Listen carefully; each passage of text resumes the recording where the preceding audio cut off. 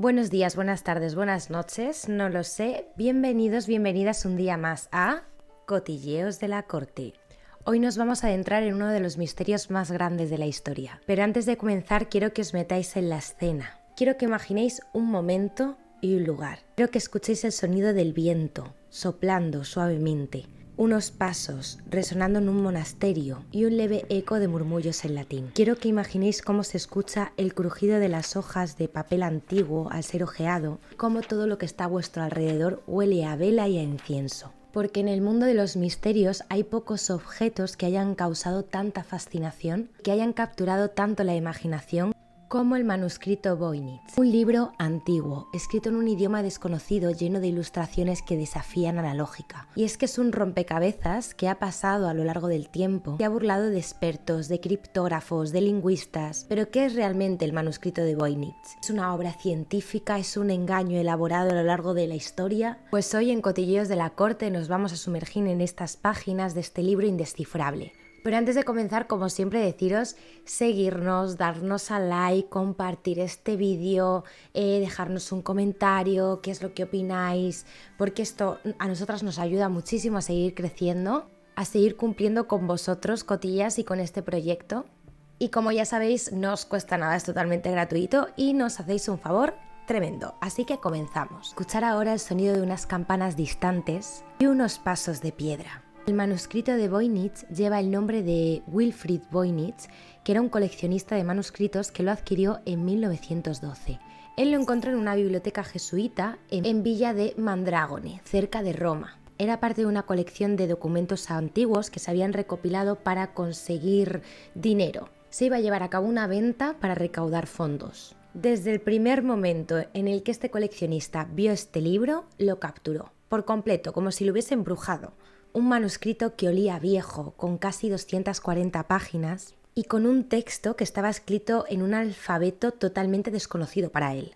No era griego, no era latín, no era árabe, no era ninguna lengua medieval que él conociera. Estaba acompañado de dibujos con plantas extrañas, diagramas astrológicos y una serie de signos que parecían prácticamente un sueño o una pesadilla. La primera pista que este coleccionista encontró con el libro fue una carta escrita, fechada en 1666. La carta había sido escrita por Johann Marcus Marci, que fue un médico y científico bohemio. Estaba dirigida a Athanasius Kircher. En esa carta, precisamente, Marcus pedía ayuda para poder descifrar aquel libro y lo describía como un texto que nadie de su entorno y ni él mismo había sido capaz de comprender. Según la carta, el texto había pertenecido anteriormente al emperador Rodolfo II del Sacro Imperio Romano Germánico, y este además lo habría comprado por una suma de dinero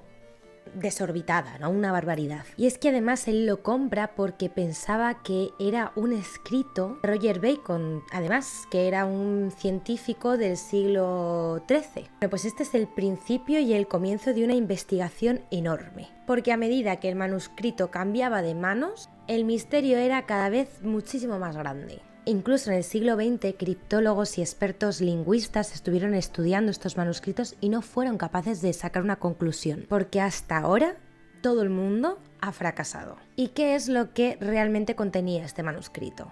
Pues estaba dividido como una especie de secciones, pero tampoco tenía una estructura demasiado clara. Cada parte parece tratar de un tema totalmente diferente, aunque realmente no lo sabemos porque no se ha descifrado. Tiene una parte, la primera, que está dedicada como a la botánica porque tiene pintadas ciertas plantas, pero es que las plantas que aparecen en este manuscrito no son conocidas, o sea, son plantas que nadie conoce. Es verdad que algunas parecen combinar plantas reales unas entre otras, pero las plantas como tal que aparecen no existen. Luego tiene otra sección que es la astronómica. Encontramos diagramas, constelaciones, ciclos lunares, calendarios.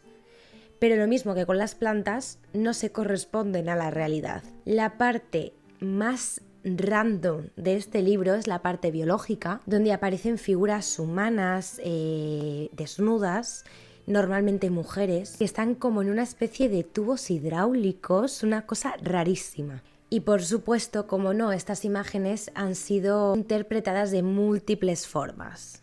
desde metáforas alquimistas hasta procesos médicos o una especie de mapa anatómico biológico. Y como no, todas ellas están llenas de textos enormes escritos en un idioma que nadie conoce. Y podríamos pensar, bueno, pues es un señor random que se ha puesto a escribir cosas aleatorias y se ha inventado todo, pero es que las palabras siguen una regla, una fluidez. Y esto nos sugiere que el escritor probablemente seguía una norma, reglas gramaticales, sintaxis, reglas que por supuesto desconocemos, que no tenemos ni puñetera idea de lo que significan, porque uno de los mayores desafíos de este manuscrito es precisamente la escritura.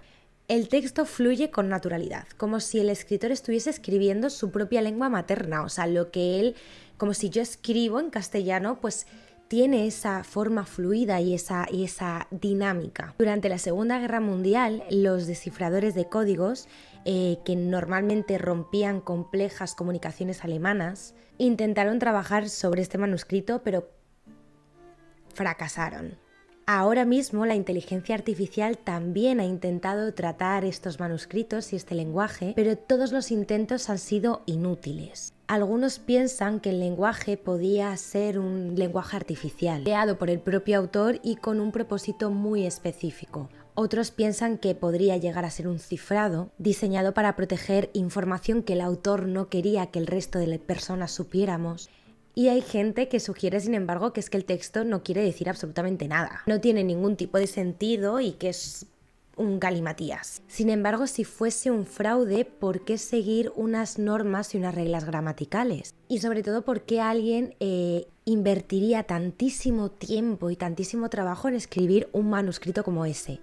Pues hay varias teorías sobre el propósito de este escrito y sobre el autor. Uno de los más populares y más conocidos es que se trata de un tratado de alquimia, escrito con un código secreto para evitar que el resto de personas pudiese llegar a tener esos conocimientos tan poderosos y evitar que cayese en manos equivocadas. Esta idea sobre todo se basa en las plantas, en los diagramas extraños que podrían representar una especie de proceso químico en medicina. Otra de las teorías sugiere que el manuscrito podría tratarse de una especie de texto médico de la época medieval y que básicamente serían intentos del autor por describir ciertas plantas o ciertas partes del cuerpo que probablemente ni siquiera hubiera visto en vida. Pero esto tampoco tendría mucho sentido porque ¿por qué usar un lenguaje ilegible en algo tan técnico y tan científico como podría ser, ¿no? Un texto científico, un texto médico. Obviamente hay muchas teorías que van más allá y que son bastante más extravagantes. Hay quien dice que este libro fue escrito por extraterrestres, que contiene mensajes de una civilización perdida o incluso que es un lenguaje universal que aún no hemos llegado a descifrar porque no tenemos las capacidades de conocimiento suficiente. La teoría del fraude también es una de las más valoradas porque hay algunos que creen que este manuscrito se escribió de forma deliberada.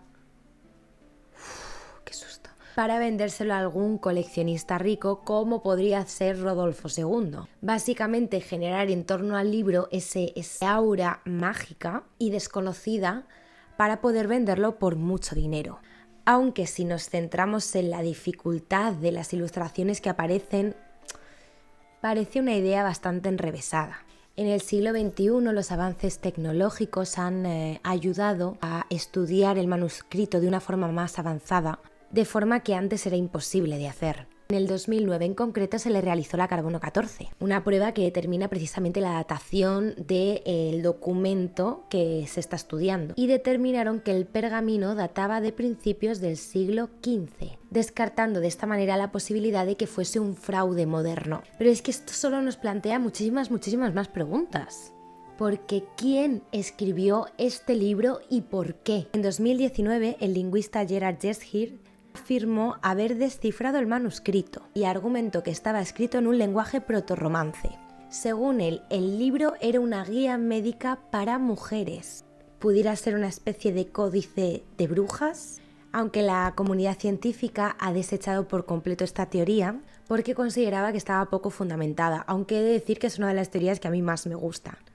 En conclusión, y yo lo siento muchísimo por vosotros y por mí misma, cotillas, porque en conclusión este tema a día de hoy sigue siendo un tema sin resolver. Es un misterio eterno, ya que más de 600 años después de su creación, el manuscrito Voynich sigue siendo un enigma. Tal vez algún día descubramos su propósito y su significado. Quizás, como decíamos anteriormente, no tenemos un conocimiento realmente avanzado para entender ese libro, o tal vez el verdadero mensaje no esté en las palabras del manuscrito, sino en el misterio que ha llegado a inspirar durante siglos. Pero lo que fuere, si algún día lo sabemos o lo desciframos, seremos las primeras en contártelo. Y hasta entonces solo podemos seguir buscando respuestas en las sombras. Con este breve pero maravilloso misterio, os dejamos esta semana. No os olvidéis de darle a la campanita para que salten los mensajes de los vídeos que subimos y no os perdáis ninguno. Así que, como ya sabéis, un día más es un día menos. Dejarnos un comentario, mucho amor y os queremos desde Cotilleos de la Corte.